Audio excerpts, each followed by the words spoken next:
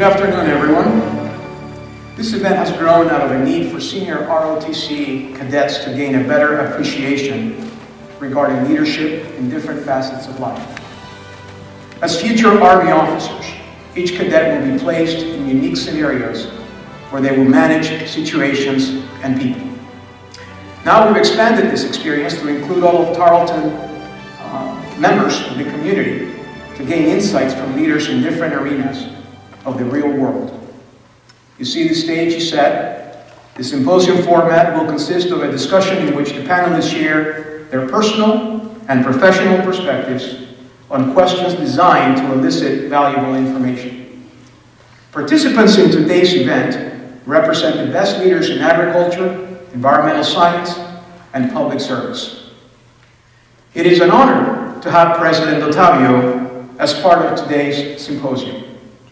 Before coming to Tarleton, he was president of Heidelberg University, a 163-year-old private college in Tiffin, Ohio. Prior to that, he served as chief executive officer of the Ohio State University at Marion and professor in Ohio State's College of Food, Agricultural, and Environmental Sciences. His leadership at Tarleton has focused on expanding degree programs through excellence in teaching and research, extending Tarleton's presence throughout the state, and encouraging students to become global citizens with a passion for service. Please join me in welcoming President Dominique Ottavio.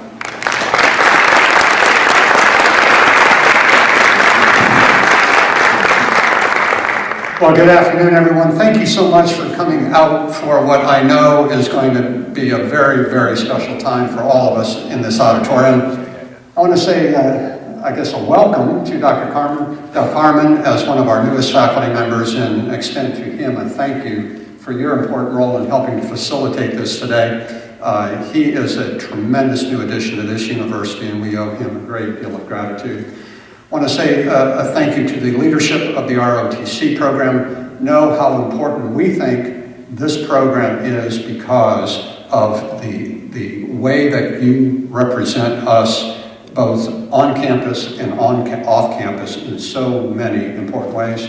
And I want to say a very, very special thank you to our panelists today, Chancellor Sharp, Mr. McClure, for spending their valuable time here. You have an opportunity, young men and women, to hear some of the state's, the nation's finest leaders, and to understand how leadership is indeed connected to real world experiences. So thanks to you gentlemen for taking your time to be with us today.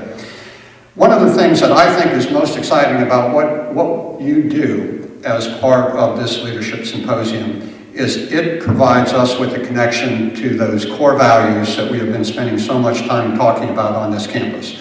Obviously, the core value of leadership is clearly on display today. But one of the other ones, because of the uniforms that we see across this audience, is a tremendous representation of the service value that we hold so highly and so dearly here at Tarleton. And it's an opportunity for us to all remember that the sacrifices that are made by our men and women in the military and the service that you provide to this great nation. So that connection to our core values is front and center here as well. And then the third one that I think I should mention, and this is because I heard Dr. Del Carmen mention it at lunch, and I had the opportunity last night to speak to a group of students at a leadership symposium about traditions, and traditions particularly at Tarleton, why they're important, how they are valued, why there might be some problems with certain kinds of traditions. Traditions at this university are tremendously important, and we talked a lot about that. And if you think about the traditions at this university, there are new traditions like our launching of the ducks that was just started last year. There's a tradition of our duck camp that started in the 90s. Our Plowboy Spirit groups started in the 80s. Our Texan Rider was put in place in the 60s. The bonfire and the beating of the drum was something from the 20s and the 30s. But none of those traditions came before the ROTC program on this campus and the outstanding leadership that you have represented as a tradition of this university for all those many years, dating back to the time when ROTC started in this nation.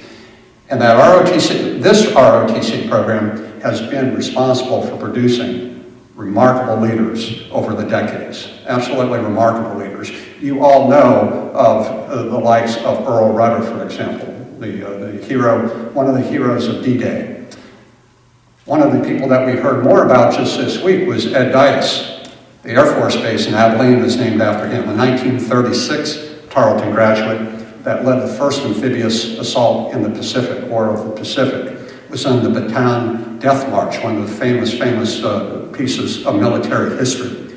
And he was the only person to lead a mass POW escape during World War II. And he is in line now. There's a large petition taking place for him to receive the Medal of Honor. That ties to the traditions, the leadership, and the service that all of you represent so very well. So know this day is about leadership, but it's also about the core values that this university represents, and so proudly. I'm proud of all of you, young men and women that represent us in the ROTC program. I'm very thankful to all of you for being here today to hear some outstanding leaders of the state of Texas as they talk about leadership and how it impacts the lives of these outstanding young men and women of Tarleton State University. Thank you, Dr. Carmen.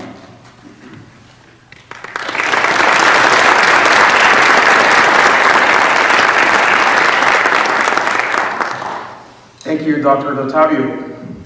Our panelists today include two of our state's prominent educational innovators. Their experience in public education span a wide spectrum of teaching, supervising, and leading. Frederick D. McClure is the Chief Executive Officer of the George Bush Presidential Library Foundation. Mr. McClure was recently the Washington, D.C. Managing Partner of the international law firm S&R Denton. He has also served as Assistant for Legislative Affairs to President George Bush and Special Assistant for Legislative Affairs to President Ronald Reagan. In 1995, Governor George W. Bush appointed Fred to a 6-year term on the Board of Regents in the Texas A&M University system, where 2 years were served as vice chairman. His additional U.S. government service includes Legislative Director to U.S. Senator John Tower, Associate Deputy U.S. Attorney General, Chairman of the Board of Visitors of the U.S. Naval Academy, and member of the National Civil Aviation Review Commission. Mr. McClure serves on the board of Alex Lee, Inc. and the Cotton Bowl Athletic Association, where he served 4 years as chairman. Recognized as a distinguished alumnus in 1991, Mr. McClure graduated from Texas A&M University in 1976 with a degree in agricultural economics, earning summa cum laude honors and serving as student body president. He received a Juris Doctorate degree from Baylor University in 1981. Please join me in welcoming Frederick D. McClure.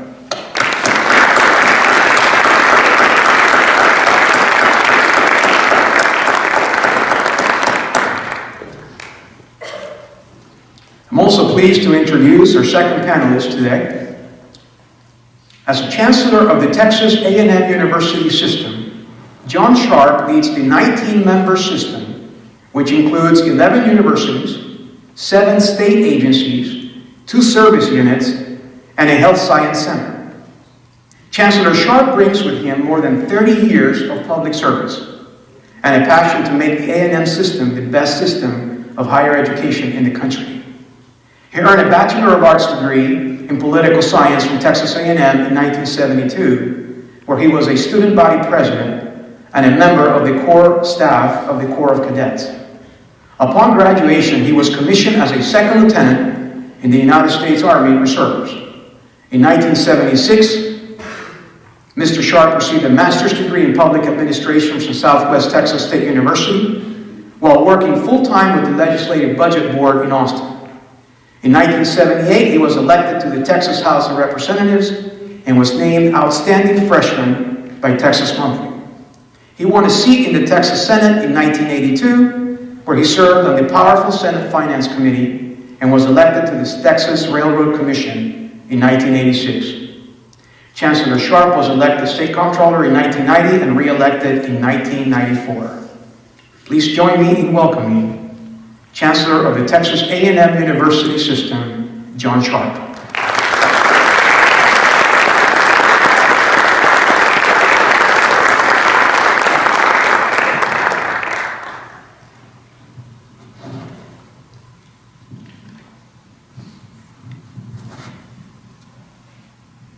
So welcome to both of you. Thank you for being here. We have a series of questions that have been traditionally asked in the past years at the Leadership Symposium, and what I'll do is I'll ask a question and allow for each one of you to provide a response. The first one is, how do you encourage creative thinking within your organization? Well, I think the first thing that you do is you let people have their own head. I mean, there are two types of leaders. Ones that simply smash people over the head and say, by God, this is the way you're going to do it. My thinking is the only thinking that counts. People like Adolf Hitler come to mind. Or you have people that, some of our best presidents, 41 in particular, Winston Churchill, people like that, who believe that they have to convince people to follow them, and through their leadership skills, convince people to follow them, and in doing so, use their own creative juices to get tasks done. It's much easier to be a dictator, but it's not nearly as efficient in solving problems as allowing people to use their own creativity. Thank you.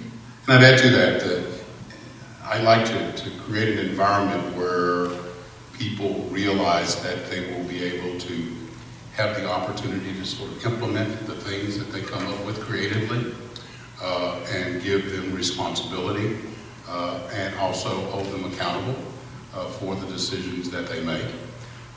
Another sort of, we often do a little group thing too as well, which is where we get people around the table to talk about ideas and freely encourage individuals to contribute to that conversation without fear of any sort of retribution, or criticism actually for that matter, but an opportunity to sort of build ideas in a fashion where the whole of the organization gets to improve as a result of the input that those creative minds have brought to the table. Thank you. What techniques do you use when establishing a relationship with new employees? I think, if I could for just a minute, let me tell you what I think the most important thing is to becoming a good leader, is you got to become a good follower. And I think that's what ROTC does. Certainly the ROTC that I went through at Texas A&M, what these young men and women are going to go through when they go to their first boot camp, are going to learn what it feels like to be at the bottom. One of the things that I witnessed when I was in the Corps at A&M is I thought that was the most miserable first semester of my entire life. I mean, I just couldn't believe I was doing this, and these people were screaming at me like they weren't. But I saw kids that were coming out of high school that were, the football heroes that were, really at the top of their game, and then all of a sudden they were reduced just down to the level of everybody else, where everyone had to be a team. And that's what ROTC does best. You teach young men and women how to be followers, and unless that lesson is learned, you never become a leader. And I think that's the first thing that has to be taught in order to become a good leader, especially in a democracy or a military. What comes to mind is the comment that you often hear, everyone wants to be a chief, but no one wants to be the Indian. Yeah. And that sometimes happens in organizations where people are quick to be added on responsibilities for the virtue of having a title or a salary, but they forget the fact that they have to follow. So either well, there's sort of another example that I experienced that I'd like to throw into that mix. When I entered law school at Baylor University, if you can only imagine, you've got 125 really high achievers. and folks who have had an academic experience where most of the time they've been on the top of the heap. And most of the time you've got a bunch of type A personalities involved. So all of a sudden you kind of have to go through the first round of quizzes and folks start getting weeded out, or first round of finals, and there is a new hierarchy that is created. Having the ability to accept that kind of a change in terms of an environment in which we work or we operate is something that you will continually be forced to deal with throughout a professional career. There will always be somebody else who is competing. And the question, and whether that's you're competing for a particular job, whether or not you're competing for a task, whether you're competing for a type of opportunity to use your creativity, there will always be that element. And then the question becomes how you deal with that. Whether you sort of like end up being at the bottom of the heap, or whether all of a sudden you're at the top of the heap and there's an expectation that you are going to lead people and they didn't necessarily choose you for that position. So getting to know new employees, for example, I often at least, one of the things that I think is one of the most valuable characteristics of a good leader, and it's something that I think 41 for President Bush sort of like maybe goes overboard with, but it's a very important concept, which is having the ability to not only be loyal to those people whom you are responsible or for whom you're responsible, but engendering loyalty from them to you when you serve as a leader. In other words, the employees that you lead have to know that you've got their back, and alternatively, as the leader, you would expect that they would have your back. When I was in charge of legislative affairs as president, I got 535 members of Congress, and I got 7 staffers that are going up there, and it's amazing how a message can get articulated incorrectly from what one member of Congress allegedly told my staff and what I then told the president. So the opportunity to have the loyalty factor and to be able to depend upon them, it's kind of like the chancellor in the universities and the parts of the university system. If he can't depend upon those individuals to do their jobs, then he's got an issue that he's going to have to deal with, because absent having that kind of a relationship and that kind of loyalty makes it real difficult to do a job. If I could add to that, I agree with that 100%. I mean, you have got to, if you're a general, or if you're a chancellor, or you're a president, whatever you are, you have got to know what it feels like to be the lowest level employee that you have.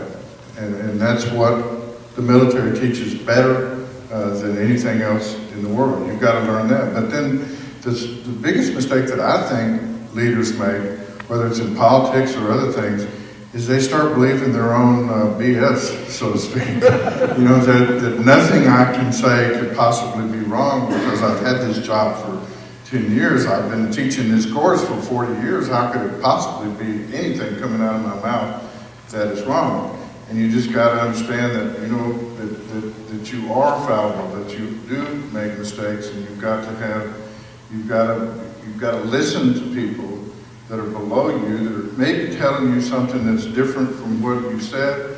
And if you reject that, you're going to become, an irrelevant leader. You've got to learn to change with the time.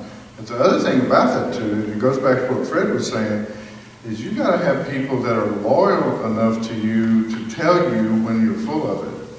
They've got to be able to walk in your office and say, hey, they don't necessarily need to call you a jerk, but they have to be able to say, I think you're really going out on a goofball French here, and you need to think about what you're doing. And if you don't have employees that respect you enough or are loyal to you enough to do that, then you're going to have a tough time leading anybody, I think. And you both used the word loyalty. And we've all read the books and been through seminars on Stephen Covey. It talks about the 7 habits of highly effective people. And in the context of loyalty, how important do you think loyalty is from a leader's perspective to those that are absent? In other words, speaking behind somebody's back, or this is for the purposes of the young men and women in uniform here, in the future, as they're formed as leaders, how important is it to be loyal to the absent from a leader's perspective? But it's real important in this sense right here. If you have an employee that believes that you're doing something wrong, loyalty means that that employee comes to you and says you're doing something wrong. Disloyalty is that employee going to somebody else and saying, hey, the boss is doing something wrong.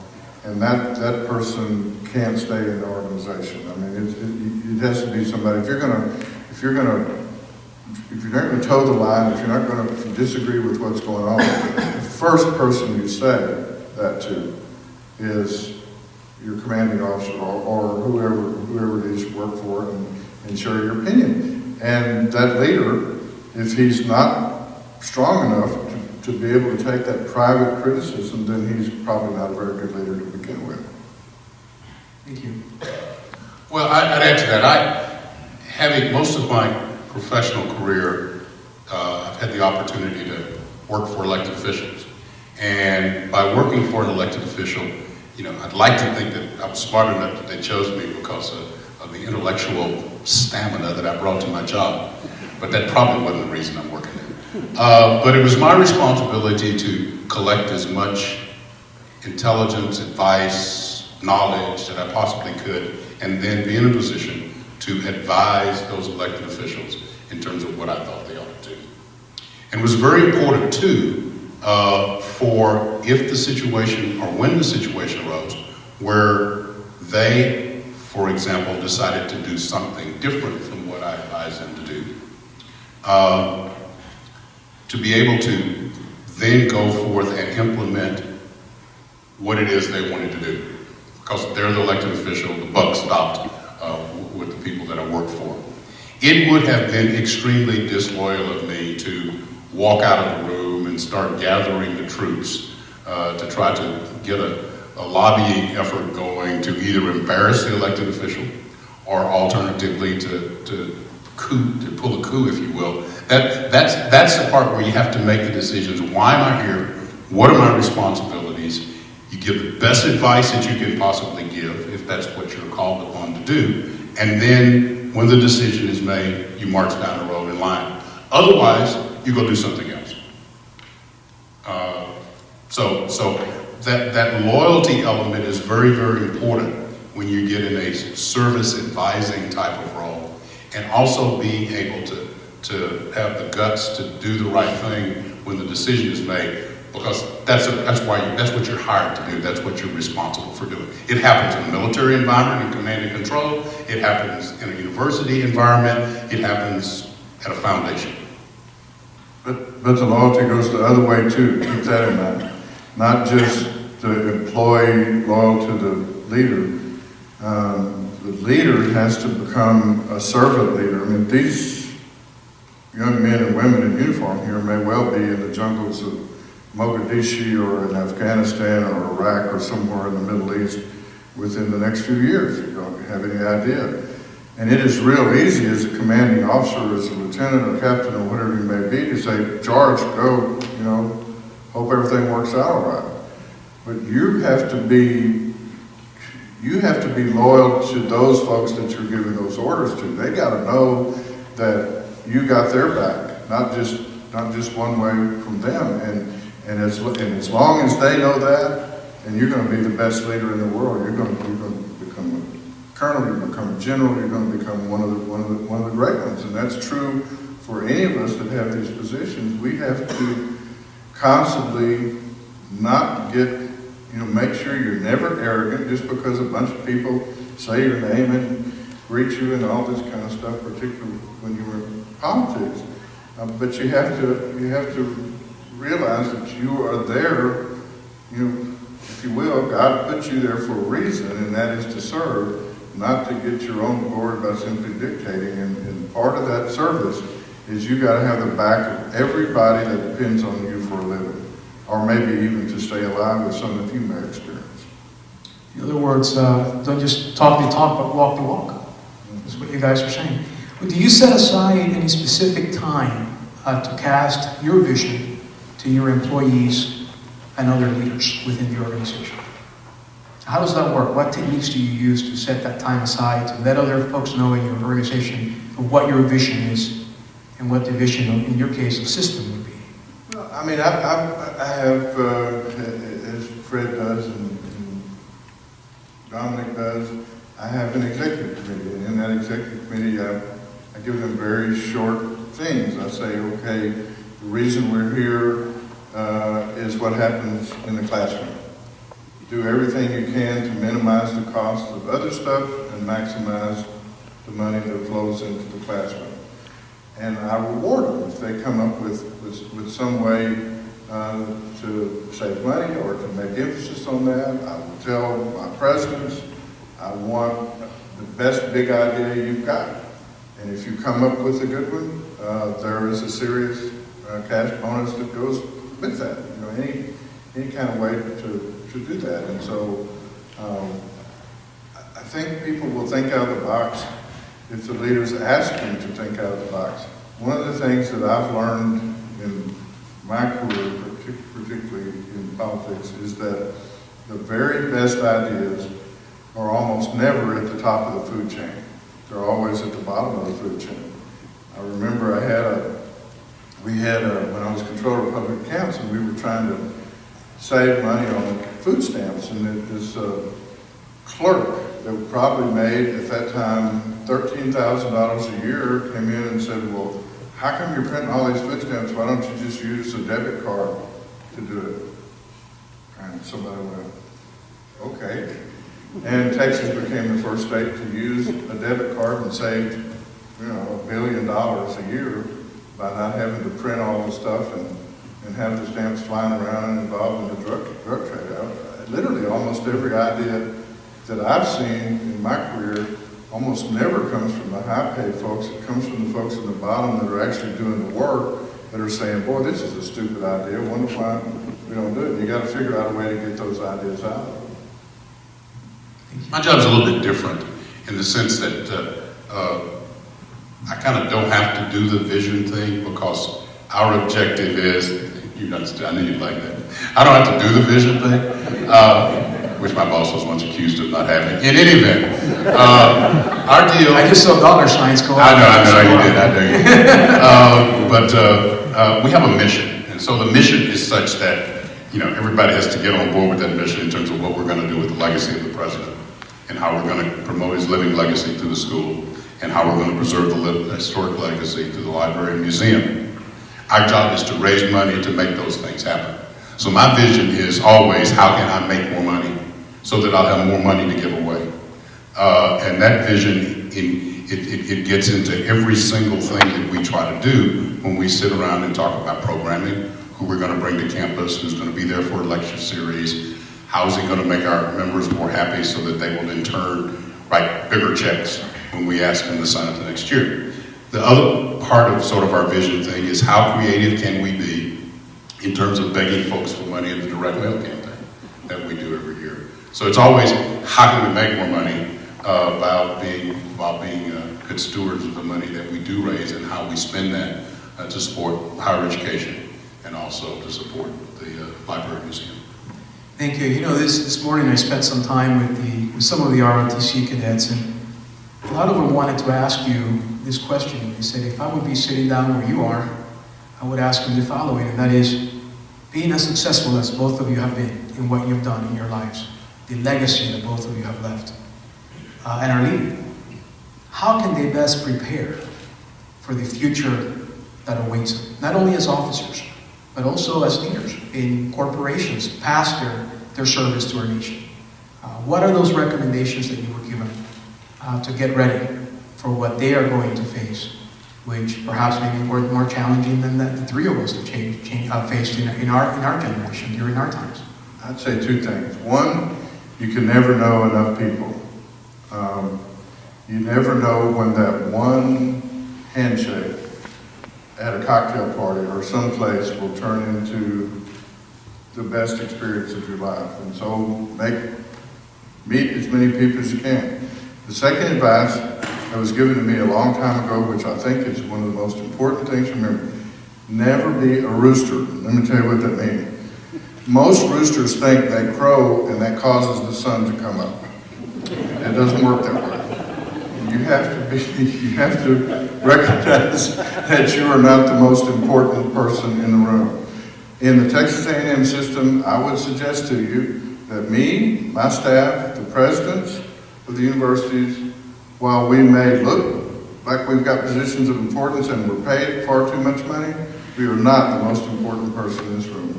The most important person, people, students, and the faculty members sitting in the classroom. That's all that matters. Everything else is there to support that. And if you start thinking that you are so important that when you grow, the sun comes up, then you have lost vision of your whole mission. And you have to direct as much money, as much resources as possible. What is your mission? Your mission is what happens in the classroom, not what happens in my office, president's office, or food service, or anything else, quite frankly. It's all about faculty and it's all about students. Those the other presidents from A&M system calling you right now, asking you that they're going to have a T-shirt that says "We're not roosters." You know? So, go ahead. Don't be afraid of failure. Failure will happen. You will not always be successful. It will not always go your way. There will be times when you think you've got every T crossed and every I dotted, and by golly, you got it right, and you won't. Don't be afraid of failure, and more importantly, don't forget that you need to learn from those failures. Because if you don't get any lessons out of those things, where it doesn't go the way you want it to do, or you blow it, or somebody else wins, or you don't end up at the top of the heap. If you don't figure out a way to learn from those lessons, then you will really be a failure. I think having the ability to be critical of yourself in such a fashion that that criticism allows you to grow and to develop and learn one more lesson as you go through the process, because a lot of it's trial and error, frankly. And then you got to be smart enough not to make that error again when similar circumstances arise. Let me tell you, that is the case in professional relationships. I believe that's the case in personal relationships, and I believe that's the case in community relationships. Thank You you. know what you just said was exactly right. That is the most important thing. If you live your life scared to death that you're going to fail, you will never do anything. George Bush lost how many elections before he became president of the United States? Virtually all of them. All of them. Abraham Lincoln lost 16 before he finally became president. And it is all about learning from your failure. Don't fail and then go, oh my God, I got to quit. I failed. I learned, and then you move on. What do you see as the most important component to your organization's mission, core values, or vision?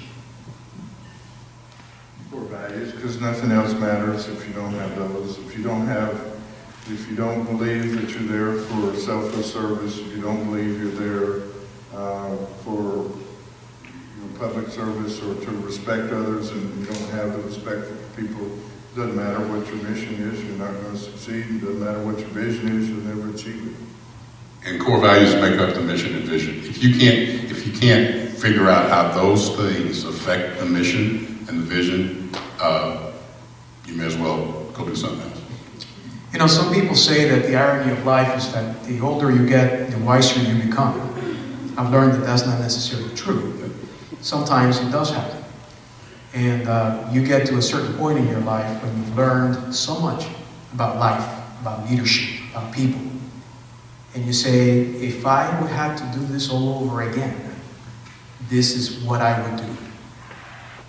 Have you all experienced that? And if so, what have been those components that you would redo again, or moments in life when you said, this is what I would do? Go ahead. I don't know, my kids thought I got dumber as they grew. Is that the way it was? As they got older, I was like much dumber than they thought I was. And then they have children and have relationships. You know, I've sort of made it a practice in my life to sort of not regret any decision that I've made. I may have made a bad decision. I may have learned from that bad decision. But if you spend all your time regretting what you did, you really crowd out the ability to grow and to be a better person and to contribute more. So, yeah, I've made bad decisions, and I'll probably make some more bad decisions.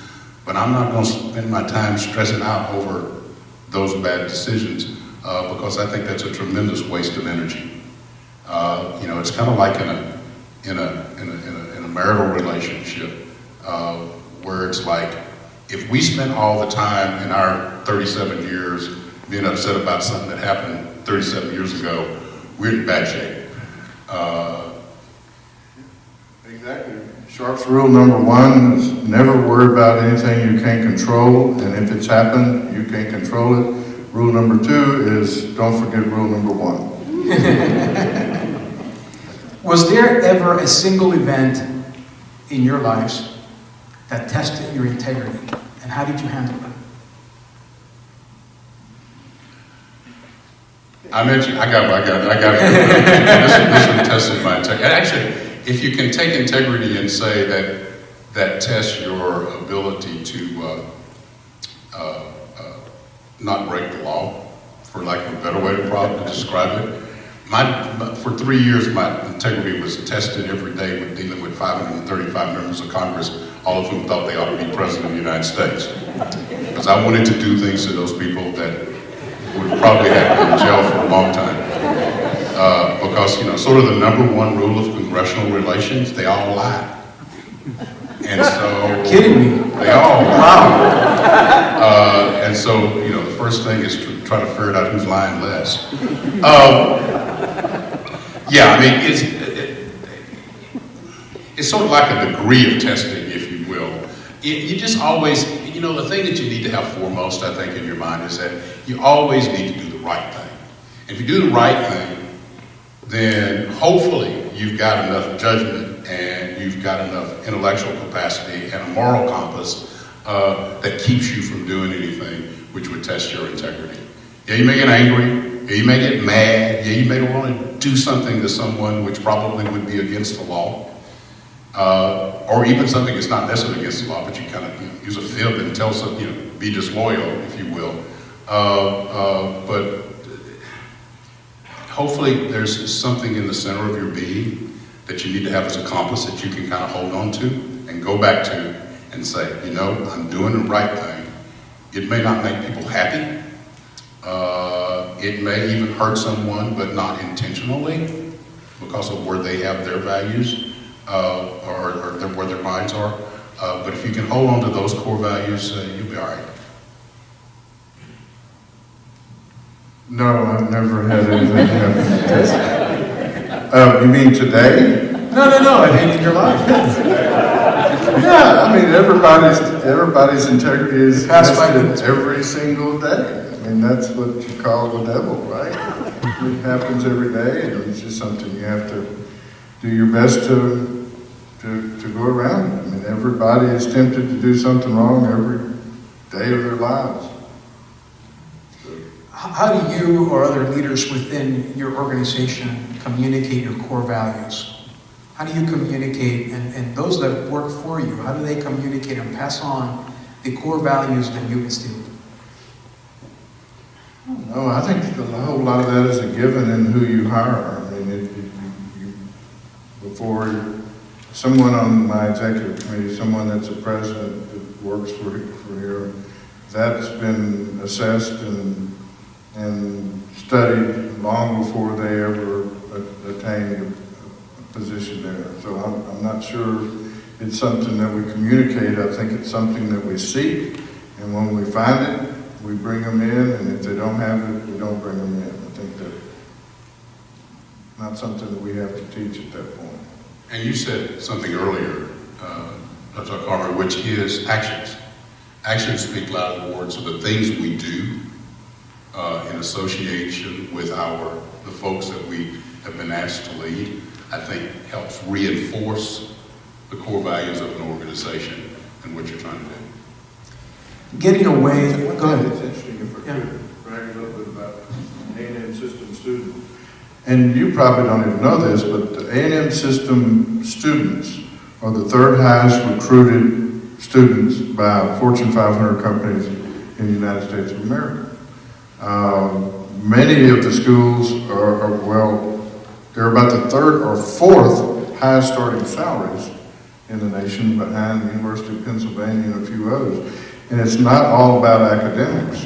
It is about the kind of students that tend to go to these universities and the kind of core values that these folks have and the experience that companies have had in hiring these young men and women, and what you see every day in your classrooms.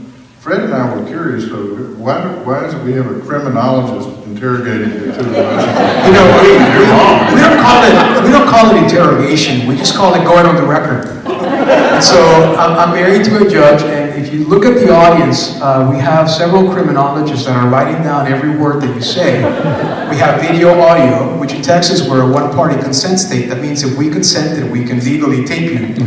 And thirdly, we are going to put this on YouTube, and in the next few months, or actually I think it was like a 2-month strategy plan, we're going to bring George Bush 43, and we're going to be asking System to help us build a couple of other buildings. But nothing more than that. I mean, there's no reason other than the fact that we're going on the record on this matter. No, actually, we're doing this because we've created, as you know, a new school of criminology, criminal justice, and strategic studies, and we have placed ROTC under that school.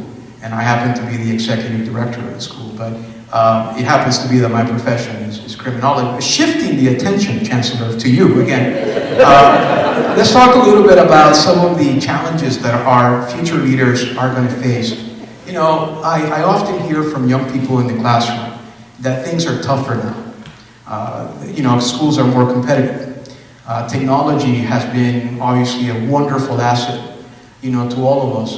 But at the same time, you know, kids are now facing, young people are facing challenges that perhaps our generation did not, from the standpoint of, you know, more competitive market. You know, I think I shared with you during lunch that my sister is a doctor at Harvard, and I often hear from her how competitive it's become now to get into med school, to have better scores. You know, you don't only have to be perfect, you have to be all around perfect.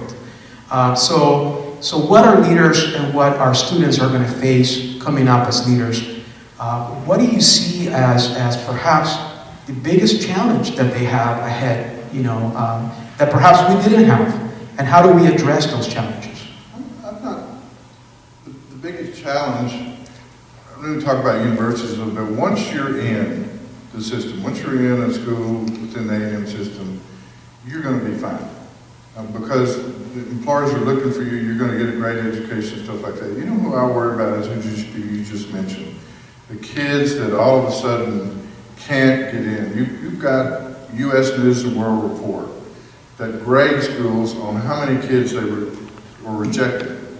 I mean, if you want to really get a great rating from U.S. News and World Report, reject 75% of the students that apply at your university, and you'll just vault in the ratings like that.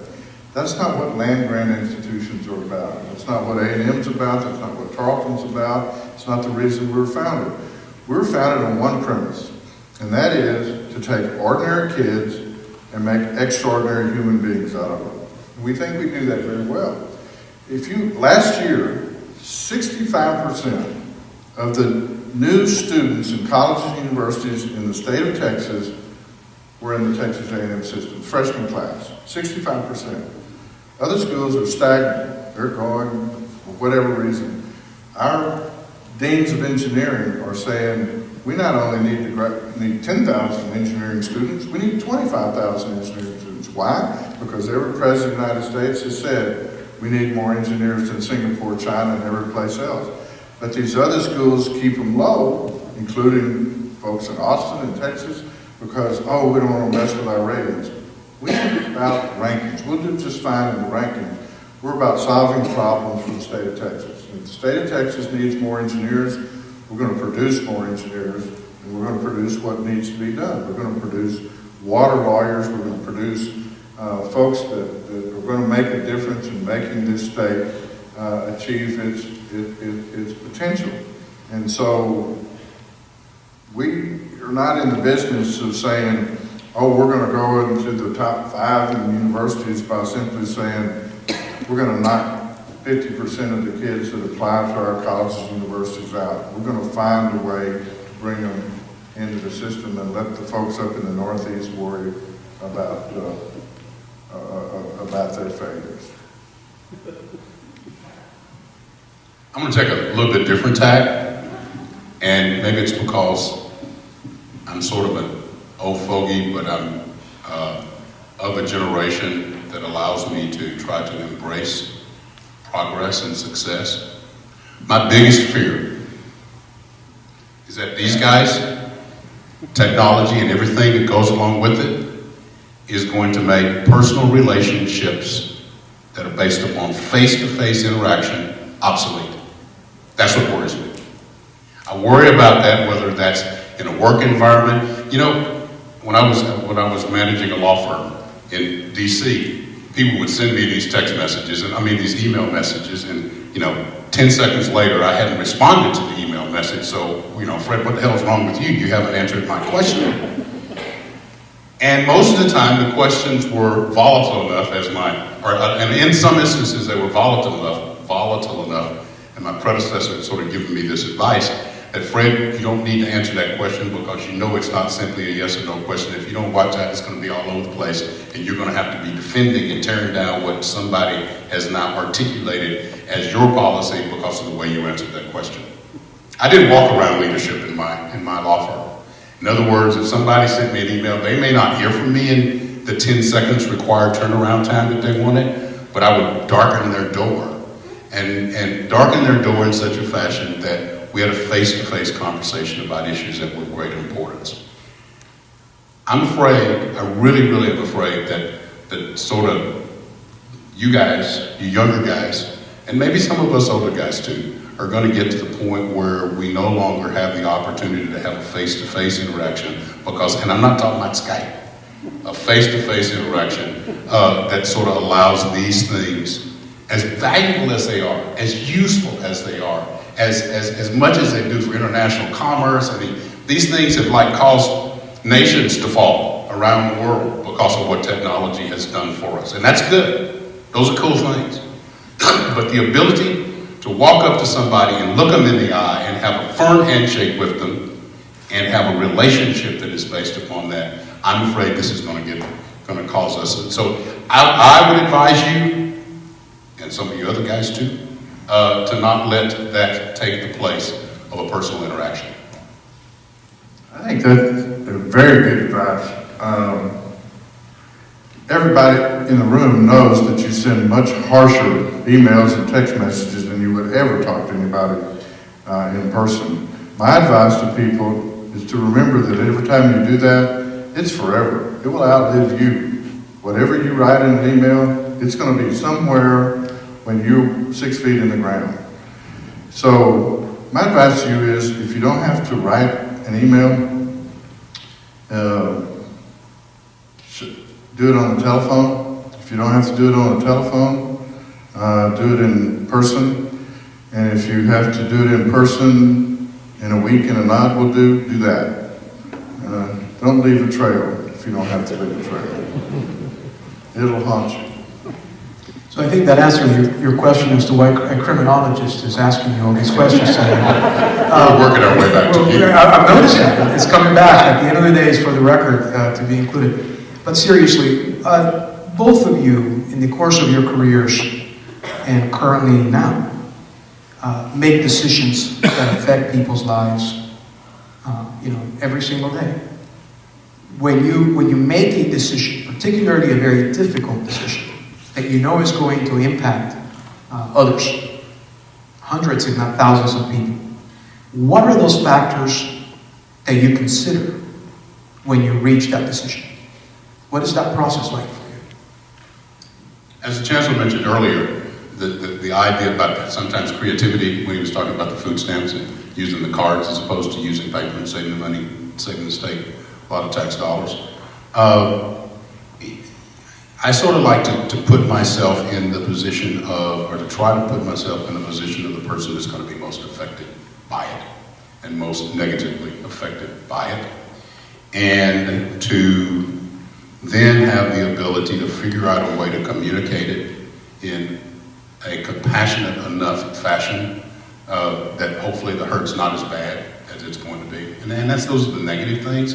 But the flip side is the things that are positive for a lot of folks. Again, try to put yourself in a position so that in their position, such that you can communicate it in a fashion that's meaningful and helpful. You know, I remember distinctly one day when I knew that the next morning we wanted to fire 30 people at my law firm. And I'd known about it for weeks as it was developing, but finally the morning came when I had to do it, and let me tell you, it was one of the worst moments of my life that we let these people go. But hopefully we did it in a compassionate enough fashion so that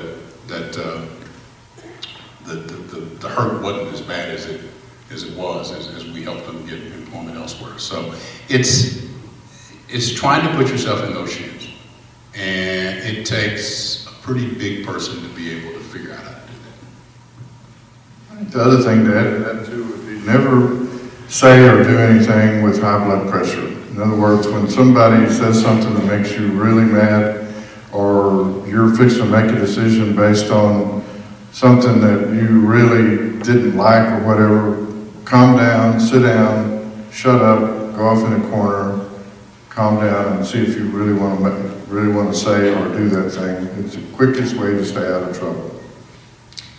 I just got my 5-minute notice, so I wanted to ask you our last question today, and that was, you both have met an incredible amount of people, some of whom are historical figures. Not only historical figures, but they've made significant changes, historical changes, in the United States and throughout the world. But then, of course, we all read the history books, and we all read about the wonderful men and women that existed prior to those that you served, that have made a significant impact in the world's history. Who would have been the one leader that you would have liked to have met, and why?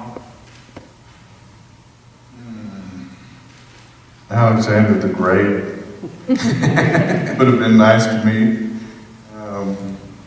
but he's dead. I would notice that, yeah. I would have liked I'm fascinated with that particular historical character, so, that's the answer to the question. I don't know how somebody that in his late teens and early 20s could have conquered the world. And I thought that was must have had some leadership characteristics that were just unbelievable. And I can't get enough reading about Alexander the Great. He was probably the biggest jerk on the planet, but I would have liked to find out. Thank you. That's such a linear question. And for all sorts of reasons, there are lots of people that I would have, it's kind of like, who would you like to spend your last meal with if you could have anybody on the face of this earth, historical, or, who would it be and what would you eat? That's a great question. That's a great question. And that's a criminology question. Yeah, what's my last meal going to be before I go in the chamber? It's never too late to come into criminology. We're more than happy to talk to you afterwards if you like. But it's sort of, a smart guy, a cool guy that I think it would have been great to spend time with was one of the presidents of the United States that I thought was really just a smart, cool guy. That was Thomas Jefferson. He contributed a whole lot, and he was kind of around during that time as this nation began to grow. And he was a smart guy. He designed university campuses, I think one of the most beautiful university campuses in the world at UVA. But then on the other hand, I'm a musician. And I would have loved to spend hours with Mozart, just listening to him play his music and talk to him about how he took that great art and put it together. So there are lots of folks out there that fall into that category. And fortunately, the Chancellor and I have had the chance actually to meet some good ones. And hopefully you guys and gals too will have the opportunity to, in your service or whatever you decide to do professionally, to be, the leader that you get to meet and spend time with to inspire you may not even be born yet. Your old boss, Reagan, would have said, I met Thomas Jefferson, and he was a nice guy. I wanted to, first of all, thank you both for being here. I think our cadets and our community members have learned a great deal from your sincere, honest, and candid answers. But we also wanted to present to you a token of our appreciation. And so he's going to come up briefly here and present a small gift that we have for each one of you. If you would join me one at a time in taking a picture as we present these gifts to you, and then we have a reception outside to greet you afterwards. So thank you very much.